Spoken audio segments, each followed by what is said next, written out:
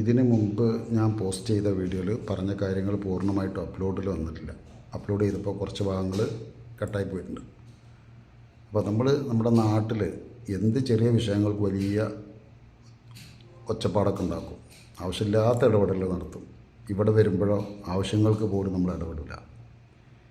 ഒളിച്ചോടി പോകുന്ന തൊഴിലാളിയെ നിയമപരമായി തൻ്റെ ഉത്തരവാദിത്തത്തിൽ നിന്നും ഒഴിവാക്കുന്ന ഒരു പരിപാടിയാണ് ഈ ഉറൂബ്.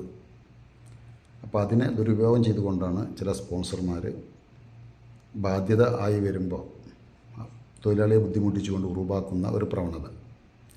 അപ്പോൾ അങ്ങനെ ആർക്കെങ്കിലും സംഭവിക്കുകയാണെങ്കിൽ തീർച്ചയായിട്ടും നിയമസഹായം നിങ്ങൾക്ക് കിട്ടും.